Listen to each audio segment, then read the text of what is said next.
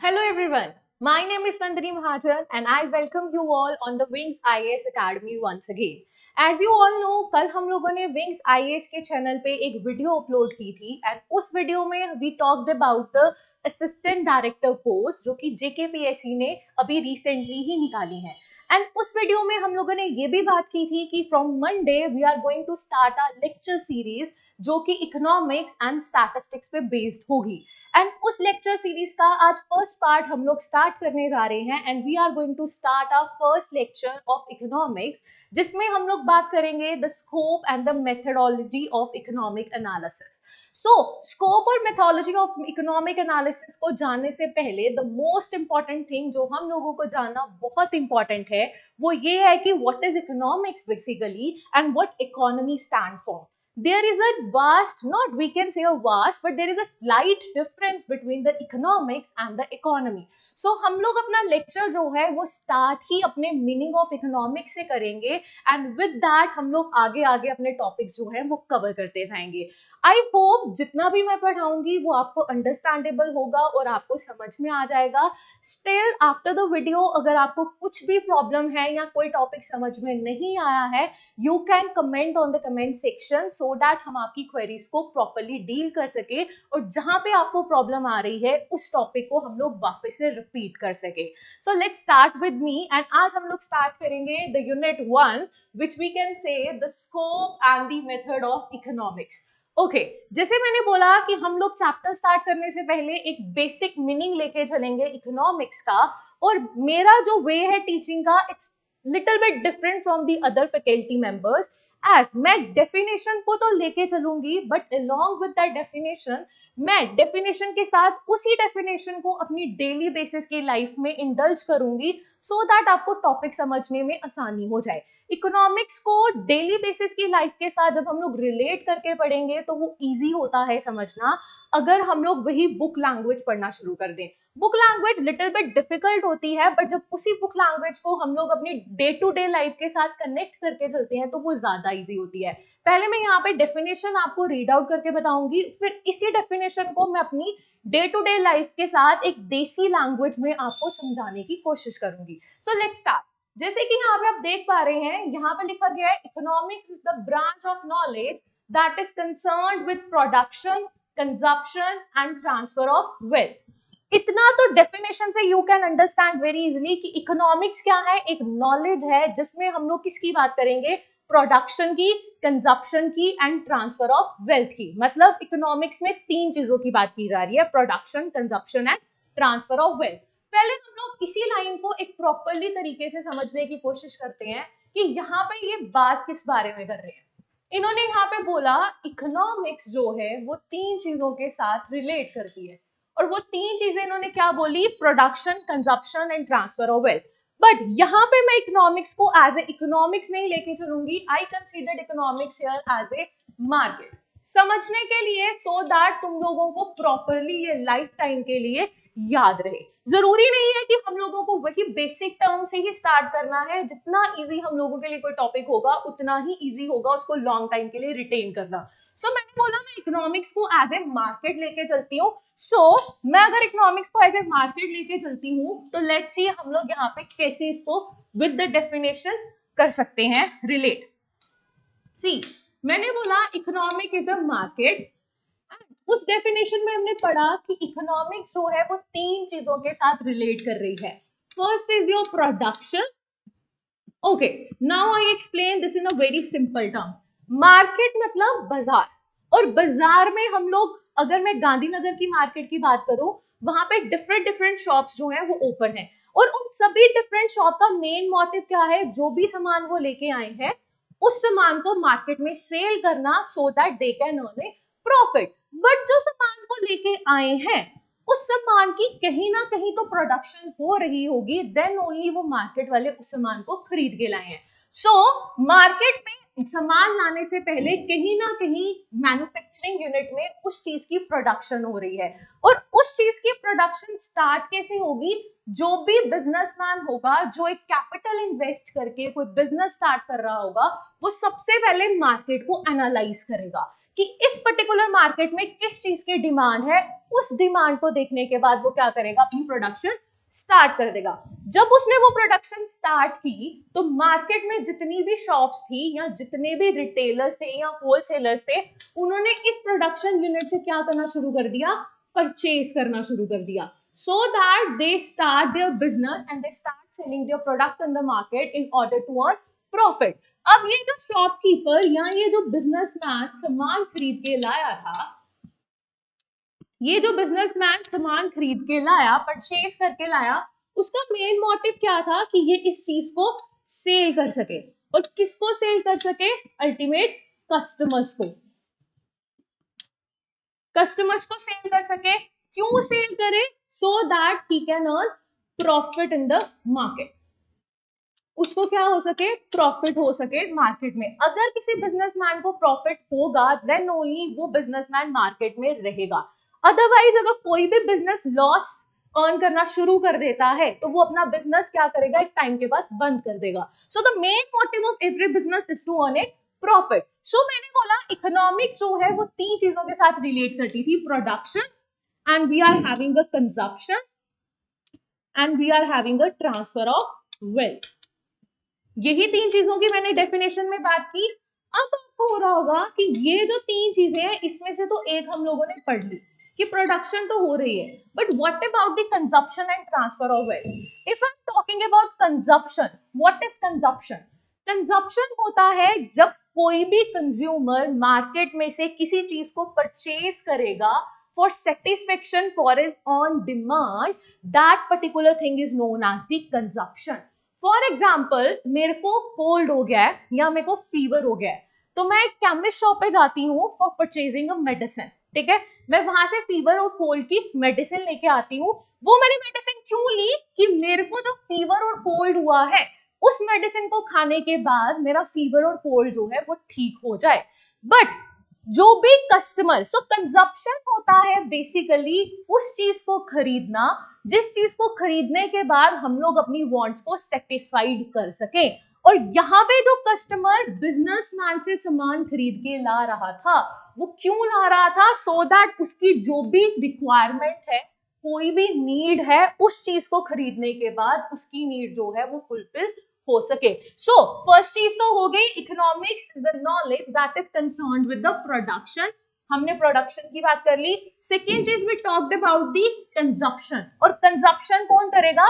Customer. हमेशा consumption customer करेगा, because customer ही ऐसा इंसान है, because customer is the end user. Consumption is always concerned with your end user. End user के साथ इसलिए कंसर्न है क्योंकि कस्टमर वो चीज को खरीद के मार्केट में नहीं सेल करेगा, वो अल्टीमेटली उस चीज को खुद कंज्यूम करेगा और अपनी वांट्स को सेटिस्फाइड करेगा। देन थर्ड चीज जो हमने डेफिनेशन में पढ़ी वो थी transfer of wealth. Transfer of wealth को हम लोग ऐसे भी समझ सकते हैं, what is a wealth? Wealth is the income. जरूरी नहीं है इनकम है, बट अपनी अंडरस्टैंडिंग के लिए हम लोग वेल्थ को एक इनकम लेके चल सकते हैं। सो ट्रांसफर ऑफ वेल्थ कैसे हुआ? जब कस्टमर ने इस बिजनेसमैन से कोई भी चीज परचेज की, इन रिटर्न इस बिजनेसमैन ने कस्टमर को क्या दी? गुड्स दी, और इस कस्टमर ने बिजनेसमैन को क्या दिया? पैसा दिया। We can call it as a money the in return of the goods he or she purchased from that businessman. So वहां पे क्या हुआ? वेल्थ का ट्रांसफर हुआ। वेल्थ का ट्रांसफर कैसे हुआ? कस्टमर के पास जो पैसा था वो उसने ट्रांसफर किया किसको? आगे बिजनेसमैन को। So there is a transfer of wealth take place. So I hope यहां से आप लोगों को समझ में आया होगा कि what exactly the economics is. So economics क्या है? हम लोगों को नॉलेज इकट्ठी करना about the production. We have to acquire the knowledge related to production, then consumption, then transfer of wealth. अगर हम लोग कोई चीज प्रोड्यूस कर रहे हैं और वो प्रोड्यूस हुई चीज अल्टीमेट कस्टमर के पास नहीं पहुंचेगी until and unless तब तक हमें मार्केट में प्रॉफिट नहीं होगा। सो ये तीनों चीजें क्या कर रही है, रिलेट करके चल रही हैं।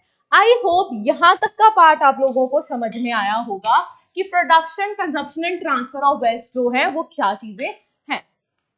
नाउ आगे हम लोग देखते हैं कि यहां पे नेक्स्ट लाइन लिखी गई थी, in other word we can say economics is the study of how people allocate the scarce resources for production, distribution and consumption both individually and collectively। इसका मतलब ये है इकोनॉमिक्स जो है वो आई क्यों मार्केट में, और वी कैन से इकोनॉमिक्स की स्टडी इंपॉर्टेंट बनी ही क्यों हमारे लिए, वो इंपॉर्टेंट चीज है हमारे लिए समझने के लिए कि इकोनॉमिक्स हमारे लिए इंपॉर्टेंट क्यों है, हम लोगों ने इकोनॉमिक्स की लाई क्यों मार्केट में। बेसिकली ये चीज है कि क्यों इसकी नीड पड़ी हम लोगों को पढ़ने की। द नीड अराइजेस बिकॉज जितने भी रिसोर्सेज हमारे पास मार्केट में है they are limited resources, limited resources है, बट हम लोगों की जो रिक्वायरमेंट है या नीड्स है क्या होती हैं, अनलिमिटेड होती हैं। इसको हम लोग इजी वे से पढ़ते हैं, अनलिमिटेड नीड्स। से बात करती हूँ, हर एक ह्यूमन बीइंग होता है या हर एक पर्सन जो होता है उसकी काफी ज्यादा डिमांड होती है। लाइक मैं अपनी बात करती हूँ, मेरे को फॉरेन घूमना है, मेरे को मर्सिडीज लेनी है, मेरे को ये भी करना है, मुझे अपनी मम्मा के लिए ये करना है, बट मैं ये सभी चीजें नहीं कर सकती। क्यों? क्योंकि मेरे पास जो रिसोर्सेज हैं वो लिमिटेड है। रिसोर्सेज तो लिमिटेड है बट जो मेरे पास डिमांड है वो बहुत ज्यादा है। हम लोग इस टाइम पे क्या करते हैं, अगर हमारे रिसोर्सेज लिमिटेड होते हैं तो हम लोग क्या करते हैं, फॉर एग्जांपल मेरे पास 10,000 है और इस टाइम पे मेरे पास काफी ज्यादा डिमांड है कि लाइक मेरे को रेस्टोरेंट भी जाना है, मुझे अपनी ट्यूशन फी भी देनी है, मुझे अपनी मम्मा की मेडिसिन भी लेनी है, उसके बाद मेरे को फॉर से लाइक ट्रिप पे जाना है। ठीक है, ये चार मेरे पास क्या है, लिमिटेड रिसोर्सेज है 10,000, बट मेरी यहाँ पे डिमांड्स क्या है, बहुत ज्यादा है। इन रिसोर्सेज को मुझे इस तरीके से यूज करना है कि ये जो पैसा है ये वेस्ट भी ना हो और मुझे इस पैसे की प्रॉपर यूटिलाइजेशन हो जाए। इस चीज को समझने के लिए हम लोगों ने इकोनॉमिक्स लाई थी कि मार्केट में रिसोर्सेज लिमिटेड है और उस लिमिटेड रिसोर्सेज को हम लोग यूज करके अपनी अनलिमिटेड नीड्स को कैसे फुलफिल कर सकते हैं। अब ये चार ऑप्शन है मेरे पास, अब मैं इन चार ऑप्शंस में से ये देखूंगी कि ये जो 10,000 है इसको मैं कहां पे सबसे बेस्ट तरीके से यूटिलाइज कर सकती हूँ। Like tuition fee is more important और वी कैन से मदर की medicine is more important than these two. मैं इस 10,000 को क्या करूंगी, इन दो चीजों पे स्पेंड करूंगी क्योंकि मेरे को लग रहा है ये दोनों चीजें ज्यादा प्रायोरिटी वाली हैं। इन दोनों चीजों पे स्पेंड करूंगी और जो पैसा बच जाएगा उसको मैं फॉर फ्यूचर सेव कर लूंगी। इकोनॉमिक्स एक नॉलेज इकट्ठी करना, एक प्रॉपर मार्केट के बारे में। इन शॉर्ट मैं ये बोल सकती हूँ इकोनॉमिक्स मतलब नॉलेज इकट्ठी करना मार्केट के बारे में कि इस मार्केट में किस चीज की डिमांड है सो दैट वो चीजें हम लोग प्रोड्यूस कर सके और प्रोड्यूस करने के बाद वो अल्टीमेट कंज्यूमर के पास पहुंचे for the satisfaction of his और हर वांट्स और इन रिटर्न हम लोगों को प्रॉफिट हो सके। और ये चीज को समझने के लिए हम लोगों ने इकोनॉमिक्स जो थी वो लाई थी। ये थी एक बेसिक डेफिनेशन इकोनॉमिक्स की। Now what is economy? अगर मैं यहाँ पे बात करूं इकोनॉमी के बारे में, इकोनॉमिक्स हम लोगों ने पढ़ लिया। Now what is economy? Okay, there is a slight difference between economics and the economy. Economics में हम लोग क्या कर रहे हैं, एक मार्केट के बारे में नॉलेज इकट्ठी कर रहे हैं। नॉलेज इकट्ठी की, उस नॉलेज को प्रैक्टिकली इंप्लीमेंट करना। जब हम किसी भी नॉलेज को प्रैक्टिकली इंप्लीमेंट करेंगे that's called economy, practically implement करना। इसको मैं डे टू डे एग्जाम्पल के साथ रिलेट करती हूँ। फॉर एग्जाम्पल मेरा पिज्जा खाने का मन कर रहा है और मेरे को नहीं पता पिज्जा बनाते कैसे। मैंने यूट्यूब खोला, पिज्जा की रेसिपी निकाली और वहां से क्या किया, यूट्यूब चैनल से एक नॉलेज इकट्ठी की कि पिज्जा बनाते कैसे हैं। सो सेम चीज इकोनॉमिक्स में हम लोगों ने सिर्फ नॉलेज इकट्ठी की मार्केट के बारे में। जब मैंने उस पिज्जा की रेसिपी को देखने के बाद किचन में जाके उसको बनाना शुरू किया, that's called practically implementation of that knowledge जो मैंने यूट्यूब से एक्वायर की थी।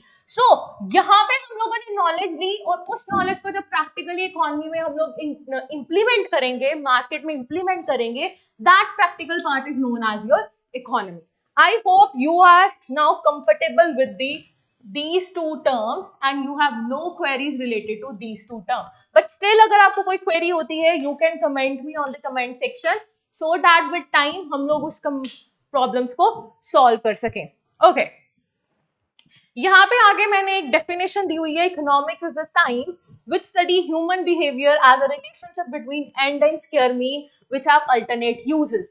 इस डेफिनेशन का वही मतलब है कि हर एक ह्यूमन बीइंग के पास लिमिटेड रिसोर्सेज हैं और उस लिमिटेड रिसोर्सेज को हमें इस तरीके से यूज करना है कि हम लोग मैक्सिमम बेनिफिट उस लिमिटेड रिसोर्सेज से निकाल सकें। सो इसको करने का तरीका इकोनॉमिक्स डील ही इसी चीज से करती है कि हमारे पास लिमिटेड रिसोर्सेज हैं और उस लिमिटेड रिसोर्सेज को हम लोग बेस्ट पॉसिबल वे में कैसे यूटिलाइज कर सके सो दैट हमारा प्रॉफिट भी हो जाए, हम मार्केट में सस्टेन भी कर जाए और हम लोग लॉन्ग रन के लिए ग्रोथ भी कर सके। So that's all with the economics, economy and with their definition. Now we start with the nature of economics. What is nature of economics? It is divided into two fields with respect to nature. There is a science and art. Though divided into these two fields, it considered as a both. वो बोल रहा है कि economics जो है वो art भी है, इकोनॉमिक्स जो है वो साइंस भी है। इकोनॉमिक्स का तो मतलब मैंने तुम लोगों को पढ़ा दिया। नाउ द वर्ड जो यहाँ पे डिफरेंट है वो है आर्ट। अब तुम बोलोगे कि इकोनॉमिक्स आर्ट कैसे बन सकता है? सो पहले हम लोग यहाँ से एक डेफिनेशन पढ़ लेते हैं, देन इसी डेफिनेशन को हम लोग यूज करके आगे समझते हैं कि how exactly economics act as a art. So, economics as an art is the implementation of theories, concepts and finding to achieve the goal. The practical application of the finding come under the economic as an art. It include graph, figures, tables, equation, all of these. So, यहाँ से definition से तुम्हें क्या समझ में आया? Definition से क्या समझ में आया? Definition से ये समझ में आया कि art जो है वो क्या है जिसमें हम लोग ग्राफ वगैरह यूज कर रहे हैं। सो ये थोड़ा कॉम्प्लिकेट हो रहा है समझने के लिए। नाउ मैं इजी वे में समझाती हूँ। Now what is an art? अगर हम लोग अपनी देसी भाषा में बात करें, आर्ट क्या है? आर्ट एक कला है और ये कला डेवलप कैसे होती है? किसी भी आर्ट को सीखने से पहले, लाइक मेरे को कोई आर्ट सीखना है, सबसे पहले उसके लिए मैं क्या करूंगी? एक नॉलेज इकट्ठी करूंगी। नॉलेज इकट्ठी की और उसको बार बार कॉन्टिन्यू बेसिस पे प्रैक्टिस करूंगी सो दैट मेरे को उसमें परफेक्शन मिल जाए। जब मैं परफेक्ट हो जाऊंगी, दैट्स मीन जो मैंने नॉलेज इकट्ठी की थी उसको मैं प्रैक्टिकली क्या कर पा रही हूँ? इंप्लीमेंट कर पा रही हूँ। So we can say art में एक थ्योरेटिकल नॉलेज होती है। थ्योरेटिकल नॉलेज होती है। What is theoretical knowledge? मतलब किताबी नॉलेज। किताबी नॉलेज होना, लाइक हमने ये तो पढ़ लिया, अभी मैंने जैसे पिछले डेफिनेशन में पढ़ाया, economics deal with the limited resources and unlimited wants. ये तो हमने बुक से नॉलेज इकट्ठी कर ली, हमें पता चल गया कि लिमिटेड रिसोर्सेज है और उनकी अनलिमिटेड वांट्स है, बट ये तो नॉलेज इकट्ठी की। नाउ आर्ट एक चीज पे और डिपेंड करता है, which is your personalized application. Personalized application. और थर्ड चीज जो इसमें आती है, that is with the based on creativity.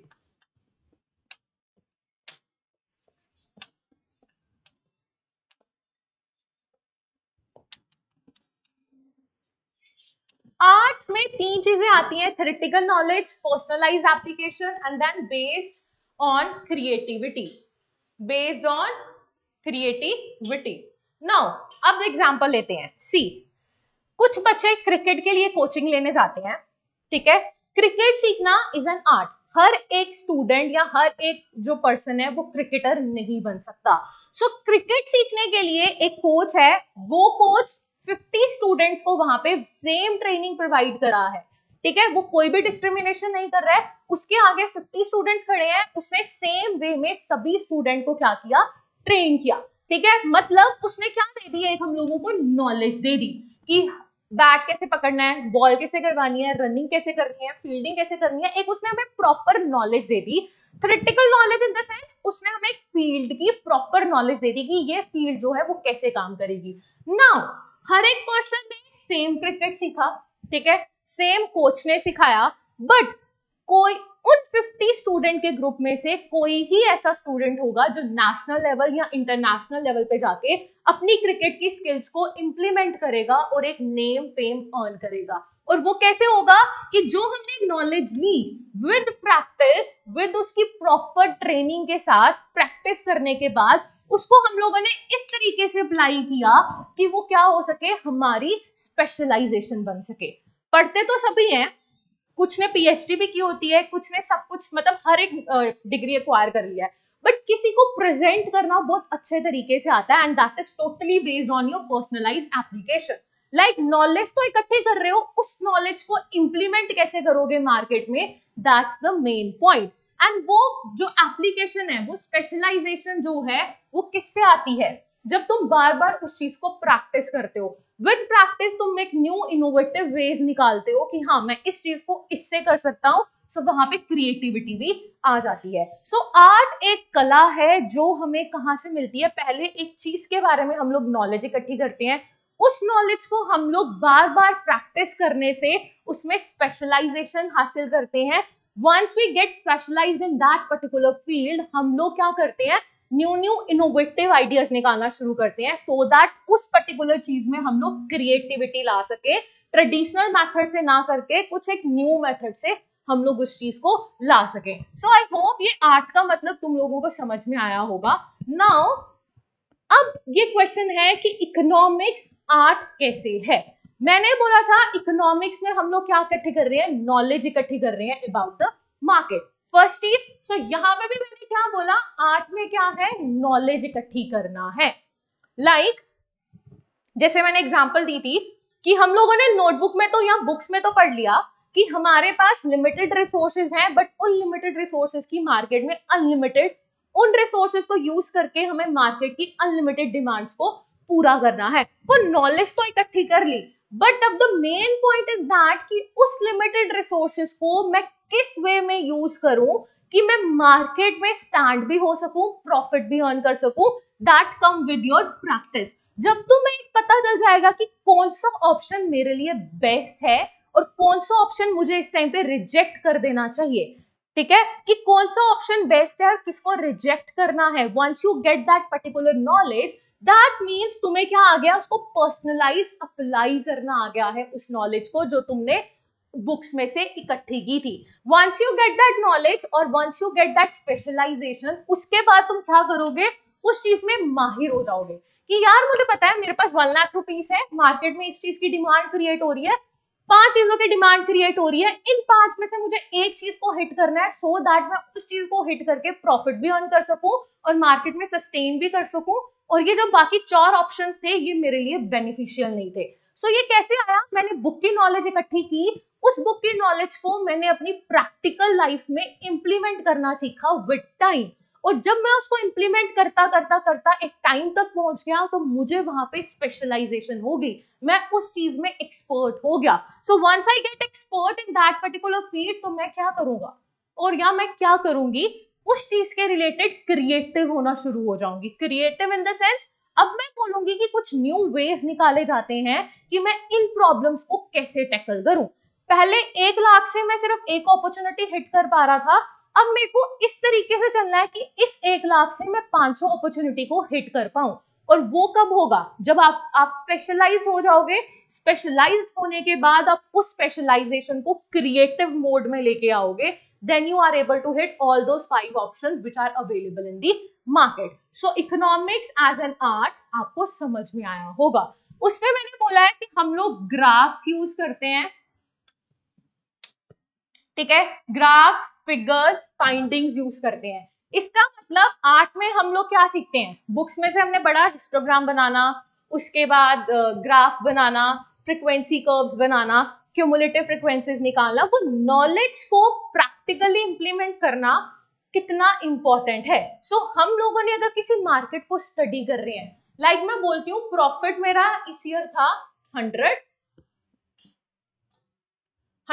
के, अब मैं नेक्स्ट ईयर कहां जा रही हूँ 200K पे, थर्ड ईयर कहां जा रही हूँ 300K पे। सो इस प्रॉपर ग्राफ को मैं प्रॉपरली ऐसे हाईलाइट करूंगी, it's moving upward.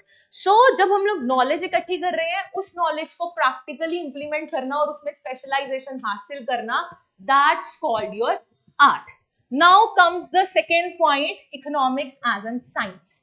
Now what is science? Science क्या है? साइंस तो बेसिकली रिलेट करती है फिजिक्स, केमिस्ट्री, बायोलॉजी से। Now how economics is going to relate with the science, हमारा नेक्स्ट टॉपिक ये है। Let's now understand the nature of economics as a science. You all know science is based on the study of knowledge or facts. In order to conduct microeconomic and macroeconomic research, we collect data, we classify it, we analyze it, and then we find the cause and the effect relationship.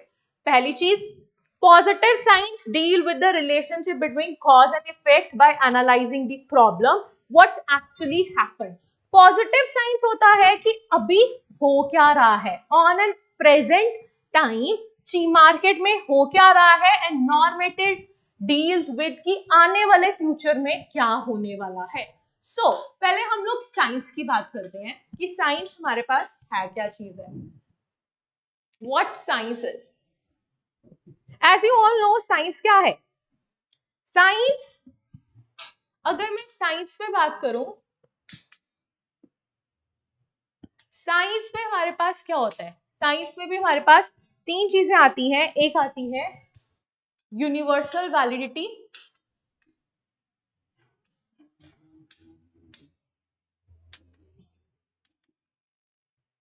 universal validity, then it based on experiments,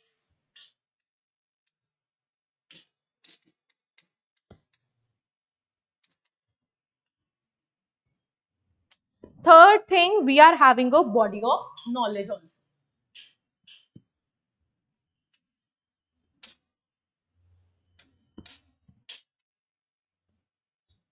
What is this? Science, हम लोगों को पता है science की universal validity है। Universal validity का मतलब, अगर मैं इंडिया में हूं और मेरे को इंडिया में क्लासरूम में सिखाया जा रहा है कि वाटर का फॉर्मूला, केमिकल फॉर्मूला होता है H2O, और ऑक्सीजन का होता है O2, कार्बन डाइऑक्साइड का होता है CO2, ये हमने साइंस में सीखा।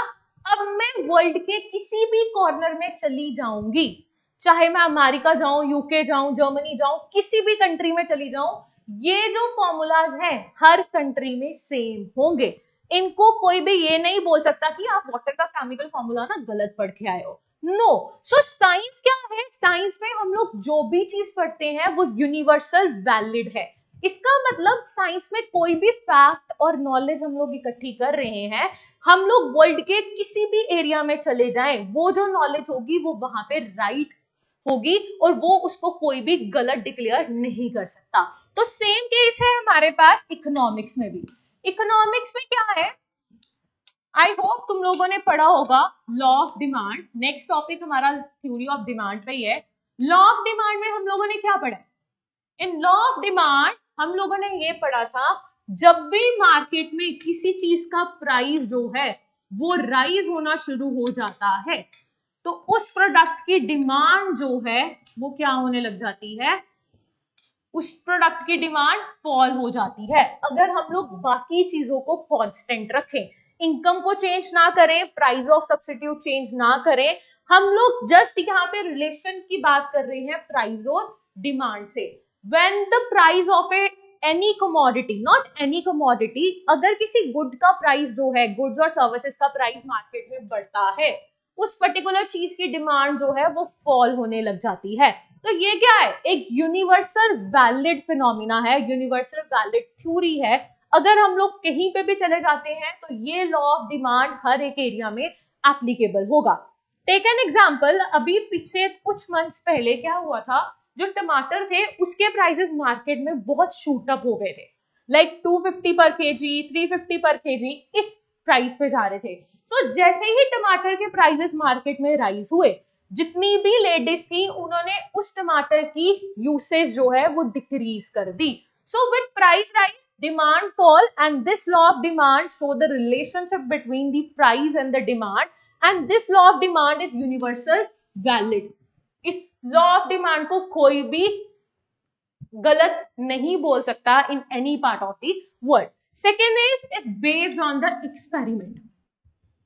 अब ये तो हम बोल नहीं सकते कि जो साइंटिफिक चीजें हैं वो हम लोगों ने रात को सोए, सपने में कोई चीज आई, सुबह उठ को उसको हमने बोल दिया कि यार ये ना वैलिड है, यूनिवर्सल वैलिड है। या हम लोगों ने जैसे बात की H2O, ये हमने रात को किसी साइंटिस्ट के सपने में आया कि यार वाटर का फॉर्मूला H2O रख लेते हैं, तो उसने सुबह उठ के H2O डिक्लेयर कर दिया तो वो चीज वैलिड होगी। नो, साइंस जो है वो हमेशा एक्सपेरिमेंट्स पे बिलीव करती है। जब कोई एक्सपेरिमेंट प्रॉपरली वैलिड हो जाते हैं देन ओनली उस चीज को हम लोग प्रॉपरली पब्लिश करके एक प्रॉपर वैलिडिटी उस चीज को देते हैं। लाइक कोविड-19 आया, कोविड-19 की हम लोग रैंडम मेडिसिन भी बना सकते थे कि रात को सपने में आ रहा है ये केमिकल मैच करो, सुबह उठ के मेडिसिन बना दो, बट नो, हम लोगों ने क्या किया, प्रॉपर एक्सपेरिमेंट करने के बाद, एक प्रॉपर टीम वर्क करने के बाद हम लोगों ने कोविड-19 की वैक्सीन बनाई।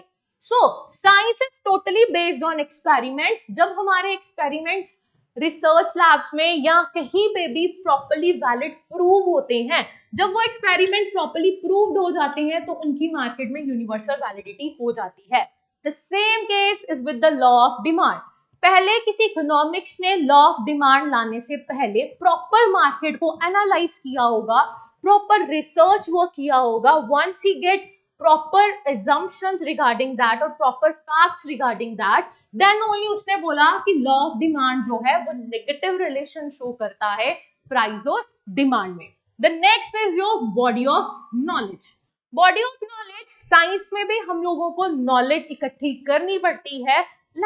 अगर मुझे पता ही नहीं है कि what is demand, what is price, how I can create a relationship between demand and the price. So सबसे पहले मुझे जानना पड़ेगा what is the basically the demand is and what is the price. Now this price and this demand, how it relates in the market. So सबसे पहले मैंने knowledge ली price और demand की, उसके बाद प्रॉपर मार्केट को एनालाइज किया, experiment किया और वहां से मैंने लॉ ऑफ डिमांड निकाला। और वो जो लॉ ऑफ डिमांड है वो क्या है, यूनिवर्सल वैलिड है। आप कहीं पे भी चले जाओ, price and demand is having a negative relationship and it's proved. So हम लोग इसको ये नहीं बोल सकते कि ये गलत है। सो यहां से हमें क्लियर हो गया कि science is totally based on experiment and once the experiment is proved to be right, that particular thing is become a universal valid. So इसको मैंने इकोनॉमिक्स के साथ रिलेट करके बता दिया। I hope nature of economics सबको समझ में आ गया होगा कि इकोनॉमिक्स एज एन आर्ट क्यों है, इकोनॉमिक्स एज एन साइंस क्यों है। आर्ट इसलिए है कि हमारे पास थ्योरेटिकल नॉलेज अवेलेबल है, उस नॉलेज को हम लोग प्रैक्टिकली अप्लाई करके उसमें स्पेशलाइजेशन लेते हैं। Once we get specialized in that particular field, हम लोग वहां पे न्यू इनोवेटिव आइडियाज को क्या करते हैं, इवॉल्व करते हैं। ये था आर्ट। अब साइंस की बात की जाए, साइंस में भी सबसे पहले हम लोगों को नॉलेज लेनी पड़ेगी, उस नॉलेज पे हमें एक्सपेरिमेंट्स करने पड़ेंगे। Once that experiments proved in the market और कुछ भी उसकी वैलिडिटी क्रिएट होती है, उसको हम लोग यूनिवर्सली अप्लाई कर देते हैं। So in this way, economics is an art as well as a science also.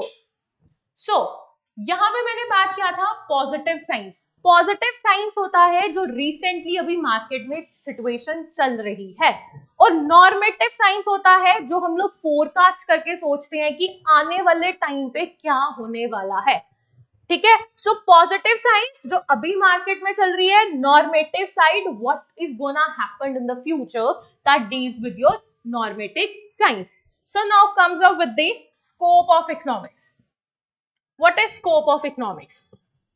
Scope of economics में हम लोग इकोनॉमिक्स को दो पार्ट में डिवाइड करेंगे। One is your micro economic and other is your macroeconomics. Okay, यहाँ पे भी मैंने यही लिखा है, the word scope can be understood as the extent of the area the something deal with. When it comes to the economics, we are having microeconomics जो individual level पे deal कर रही है, और मैक्रोइकोनॉमिक जो होल इकोनॉमी में deal कर रही है. ठीक है, डोंट वरी, ये सभी जो जितना भी मैं आपको पढ़ा रही हूँ इस सभी की पीडीएफ आपको हमारे टेलीग्राम चैनल पे मिल जाएंगी. एंड दिस टेलीग्राम चैनल पे ये जो हम लोग नोट्स की पीडीएफ देंगे और ये यूट्यूब चैनल पे ये जो हमारी वीडियोस आएंगी, they are open to everyone. हम लोग इसका कोई भी चार्ज नहीं लेंगे, हम लोग आपको ये ओपनली सबको प्रोवाइड कर देंगे जितने भी हमारे लेक्चर्स और नोट्स होंगे.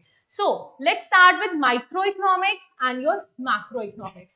Microeconomics is concerned with the study of micro element of a nation that deal with individual unit, and macroeconomic deal with the aggregate study. So micro होता है जब हम लोग किसी पर्टिकुलर चीज को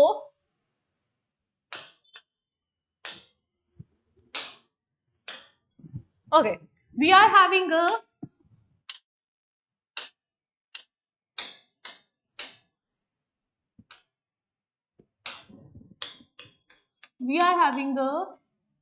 microeconomics. Wait a second.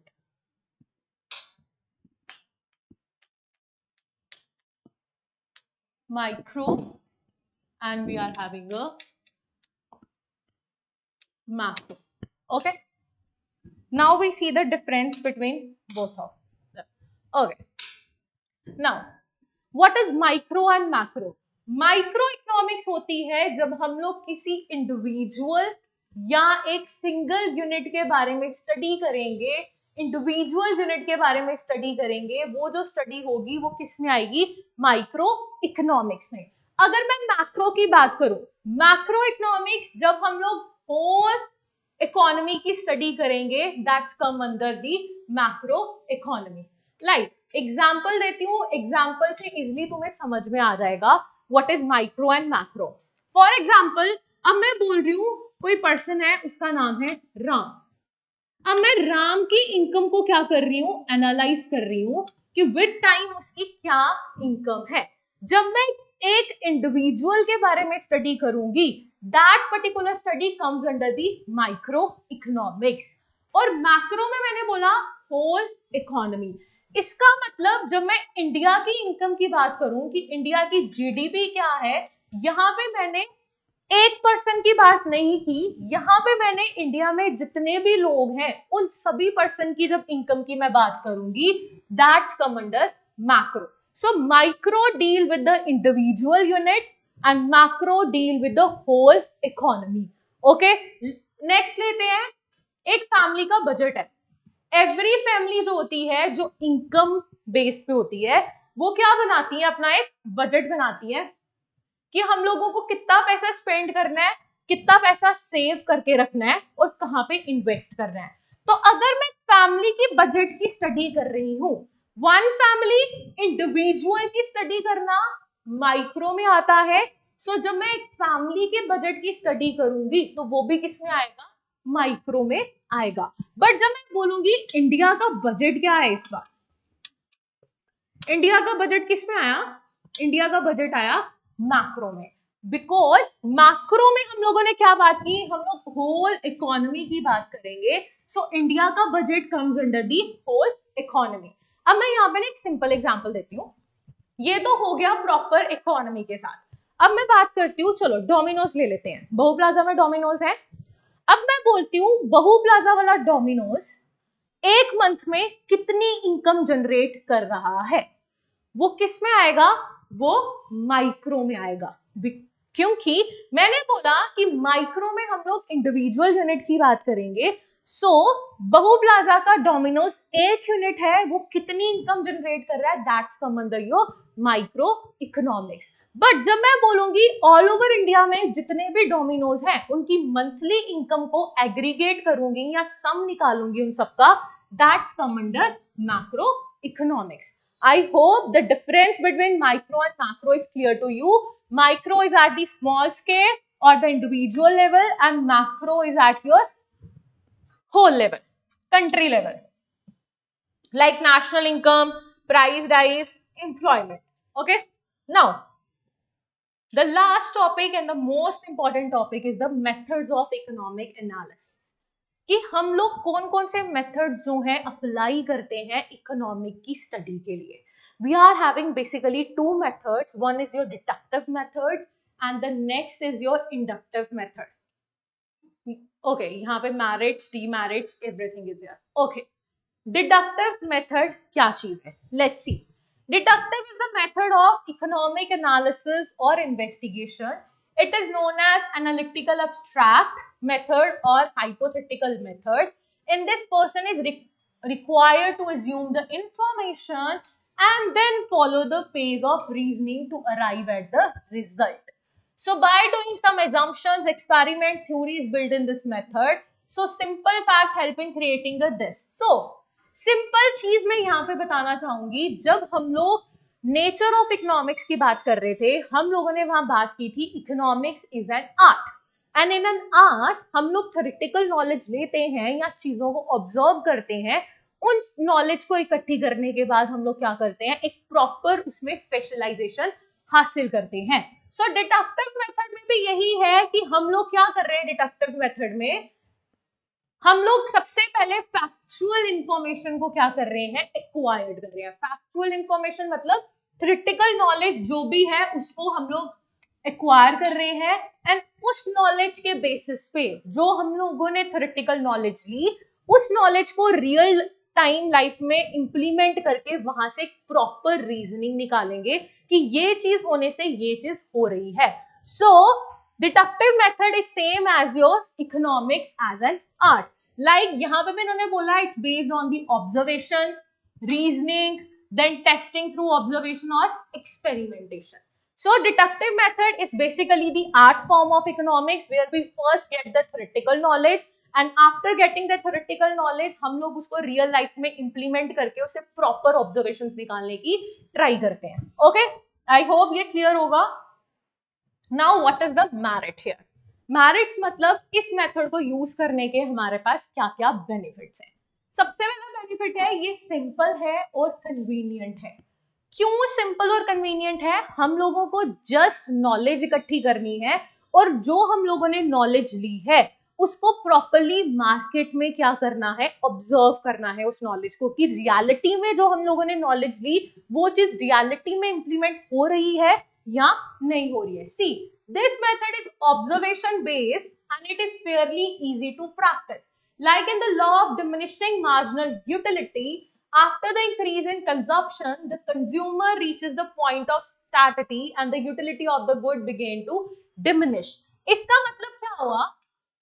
See, मैंने बोला था art is the field where we get the theoretical knowledge. Okay. Once we get the theoretical knowledge, उसको हम लोग अब ऑब्जर्व करेंगे. यहां पे इन्होंने बात की law of diminishing marginal utility की. Law of diminishing marginal utility. Utility होती है किसी चीज को यूज करके जो हमें सेटिस्फेक्शन मिलती है. कोई भी चीज हम लोग खा रहे हैं उसको यूज करके जो हमें सेटिस्फेक्शन मिली, that is called your utility. D का मतलब डिमिनिशिंग, मतलब it decreases with every consumption. Take an example here. मेरे को भी बहुत भूख लगी है फॉर एग्जांपल, ठीक है, लगी नहीं है, मैं जस्ट बता रही हूँ. लाइक मेरे को बहुत भूख लगी है, मैं जाती हूँ रेस्टोरेंट में, ठीक है, मैं वहां पे पिज्जा ऑर्डर करती हूँ. जब मेरे को स्टार्टिंग फेज होगा, मुझे उस टाइम पे बहुत भूख लगी होगी, तो मैं वन स्लाइस ऑफ जब पिज्जा खाऊंगी तो मेरी जो भूख होगी वो थोड़ी सी कम हो जाएगी. With second slice of pizza वो और कम होगी. थर्ड स्लाइस पे क्या होगा, मेरी टोटली भूख जो होगी वो खत्म हो जाएगी and I am not in a condition to eat the fourth slice of a pizza. So means with every unit of consumption, जैसे ही हम लोग को यूनिट ऑफ कंजप्शन, किसी भी यूनिट को कंज्यूम करना शुरू करते हैं, with every additional consumption, with every additional consumption जो उससे सेटिस्फेक्शन मिल रही होगी वो क्या होगी, कम होती जाएगी. लाइक अभी गर्मी है, तुम लोग बाहर से आओ, तुम्हें बहुत प्यास लगी है, जब तुम लोग पहला गिलास लोगे पानी का तो तुम्हें सबसे ज्यादा सेटिस्फेक्शन मिलेगी, ठीक है, once you have your first glass of water you get the maximum satisfaction out of it, but जैसे ही तुम लोग सेकेंड ग्लास ऑफ पानी पे आओगे तुम्हारी सेटिस्फेक्शन लेवल कम हो जाएगा, थर्ड पे आओगे तो टोटली खत्म हो जाएगा। सो यहीं पे बोला जा रहा है law of diminishing marginal utility का मतलब हर एक एडिशनल यूनिट को कंज्यूम करके जो सेटिस्फेक्शन हमें मिलती है वो हर एडिशनल यूनिट के साथ कम होती जाएगी। ये हमने बुक्स में तो पढ़ लिया कि law of diminishing marginal utility exist करता है, बट अब इस बुक की पढ़ी हुई नॉलेज को जब हम रियल लाइफ में ऑब्जर्व करेंगे और उसको हम लोग सही में वैलिड क्रिएट करेंगे, that is called the deductive method. And इसलिए उसने बोला था ये सिंपल मेथड है कि हम लोगों ने नॉलेज ली, अब उस नॉलेज को हम लोग रियल लाइफ में ऑब्जर्व कर रहे हैं, so that's the simple and the convenient method. Okay, second point क्या लिखा है उसने, it remove the need for experiment. Of course experiment करने की नीड ही नहीं है, आर्ट में एक्सपेरिमेंटेशन की नीड नहीं पड़ती। आर्ट में हम लोग क्या करते हैं, नॉलेज लेते हैं, उस नॉलेज को प्रैक्टिकली इंप्लीमेंट करते हैं और वो सही होती है। Same case in the deductive method, once we get the book knowledge और उस बुक नॉलेज को जब हम लोग रियल लाइफ में प्रॉपरली एक्सपीरियंस करेंगे तो हमें पता चलेगा कि नहीं, जो नॉलेज इकट्ठी की थी वो रियल लाइफ में भी एग्जिस्ट कर रही है, सो वहां पे हमें एक्सपेरिमेंटेशन की नीड नहीं पड़ती। Now third point is your accurate result. ये क्या प्रोवाइड करेगा हम लोगों को, एक्यूरेट रिजल्ट प्रोवाइड करेगा। Now come on the demerits. Demerits क्या है, they are assumption based and they are imaginative. Assumption have a high degree of chance of going wrong. Assumptions क्या है, हम लोगों ने ये सिर्फ एक पर्सन के साथ या कुछ ग्रुप ऑफ पर्सन के साथ ये नोटिस किया कि with every unit of consumption जो यूटिलिटी होगी वो डिक्रीज होती जाएगी, और ये हम लोगों ने बुक में लिख दिया। बट ये assumption जरूरी नहीं है कि हर एक पर्सन के साथ राइट फिट बैठे। सो assumptions कभी कभार गलत भी हो सकती है। उसका कहने का मतलब ये है कि assumptions 100% एक्यूरेट नहीं होती, देयर आर लिटिल चांसेस कि वो assumptions हमारी गलत हो। Second is the imaginative. Deductive method is totally based on the imagination and they are far from the reality. क्योंकि हम लोगों ने जो ऑब्जर्व किया उसको हम लोगों ने बुक में लिख दिया। अब जरूरी नहीं है ऑब्जर्वेशन हर एक इंसान की सही होगी, वो क्या है, रियलिटी से दूर है। We just observe the thing, we just implement it in the books, but उसकी एक प्रॉपर रियलिटी हम लोगों ने प्रॉपरली नहीं किया। Now the second method is your inductive method. In the inductive method, analysis और theories practical outlook लेंगे और scientific problem को देखेंगे। So inductive method is related with as in economics as a science. Science में हम लोग क्या करते हैं, प्रॉपर इंफॉर्मेशन गैदर करते हैं और उस इंफॉर्मेशन को हम लोग प्रॉपर एक्सपेरिमेंट के साथ एक वैलिडिटी देते हैं। तो same case is with your inductive method. हम लोगों ने क्या किया, प्रैक्टिकली आउटलुक लेके प्रॉब्लम को देखा और उस प्रॉब्लम को क्या किया, थ्योरेटिकल नॉलेज ली और उस थ्योरेटिकल नॉलेज को प्रैक्टिकली इंप्लीमेंट करके या एक्सपेरिमेंट करके हम लोगों ने उस चीज को प्रॉपरली वैलिड डिक्लेयर किया। Okay, so this method is classically associated with the form of investigation, lot of number, quantity, formal term. Deductive method is your art where we get the theoretical knowledge and then we try to observe that particular thing in the market. But in inductive method is like a science. हम लोगों ने knowledge ली और उस knowledge को जब हम लोग practically experiment करेंगे देन ओनली उस चीज को हम लोग वैलिड डिक्लेयर करेंगे। ठीक है, so deductive is a management as an art and inductive is a management as a science. Now the merit is it is practically applicable, it's totally verifiable. Scientific facts जो होते हैं वो हमेशा scientifically हम लोग verify करके market में लाते हैं। विदाउट वेरिफिकेशन कोई भी साइंटिफिक मेथड जो है वो मार्केट में नहीं आता। Laws and theory under this may not be universal but they are conditional specific. इसका मतलब ये है लाइक अ साइंस, इसको हम लोग यूनिवर्सल वैलिड तो डिक्लेयर नहीं कर सकते, बट हाँ they are based on the experiment, they are based on the fact, so we can relate it with the scientific method but not totally with the scientific method, because scientific methods जो होते हैं वो universal valid होते हैं और इसमें हम लोग universal validity की बात नहीं कर रहे हैं, but we can relate it with the science. Okay, now we are having a demerit. In the demerit, if in case the analyst or theory do not possess a balanced judgment, then this method is unhelpful.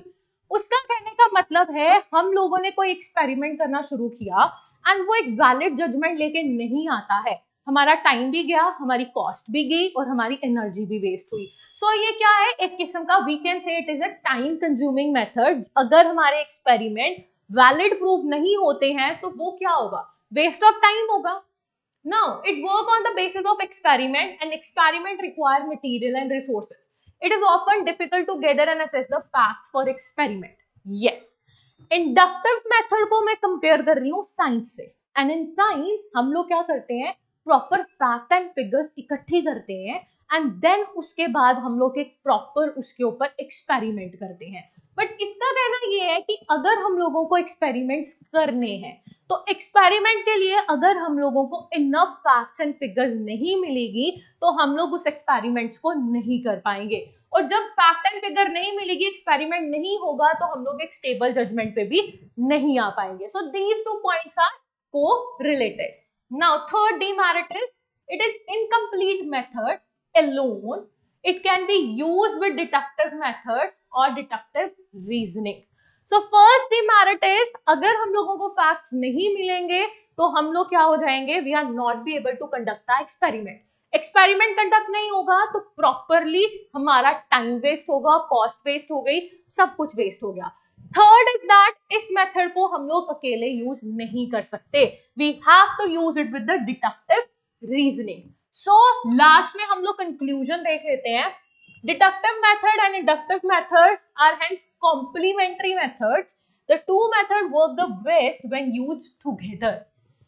हर एक चीज अकेले नहीं की जाती. Sometimes we need a combination of both the things. So अगर हम लोगों को इकोनॉमिक एनालिसिस करना है तो हम लोगों को डिडक्टिव मेथड के साथ इंडक्टिव मेथड भी यूज करना पड़ेगा. Then only we are able to come on the conclusion. अकेले मेथड यूज करने से हम लोग कंक्लूजन पे नहीं आएंगे. We can come on a conclusion, but वो 100% accurate नहीं हो सकते. So अगर हम लोगों को 100% accurate रिजल्ट चाहिए तो हम लोगों को इंडक्टिव और डिडक्टिव मेथड दोनों को यूज करना पड़ेगा, so that हम लोग एक प्रूव्ड फैक्ट और प्रूव्ड जो है एक्सपेरिमेंट्स के साथ हम लोग मार्केट में आए और एक प्रॉपर रिसर्च वर्क हमारा रेडी हो जाए. सो ये था हमारा फर्स्ट यूनिट. यहाँ पे हम लोगों ने इकोनॉमिक्स के बारे में पढ़ा, देन इकोनॉमी के बारे में पढ़ा, उसके बाद we talked about the nature of economics, then the scope of economics, and the last topic जो था वो था method of economic analysis. I hope जितना मैंने पढ़ाया है इतना क्लियर होगा. अगर इस वीडियो के बाद भी अगर आपको कोई डाउट है तो आप कमेंट सेक्शन में अपने क्वेश्चंस पुट कर सकते हो. मैं उन क्वेश्चंस को रिप्लाई करने का या आपकी प्रॉब्लम को सॉल्व करने का ट्राई करूंगी अपनी तरफ से 100%. And one more thing, if you want कि हम लोग इसका ऑप्शनल इकोनॉमिक्स भी स्टार्ट करें तो वो भी आप कमेंट सेक्शन में बता सकते हैं, सो दैट जब हमारी journal economics and statistics complete हो जाएगी तो हम लोग ऑप्शनल इकोनॉमिक्स भी इसके साथ स्टार्ट कर देंगे. So thank you and all the best.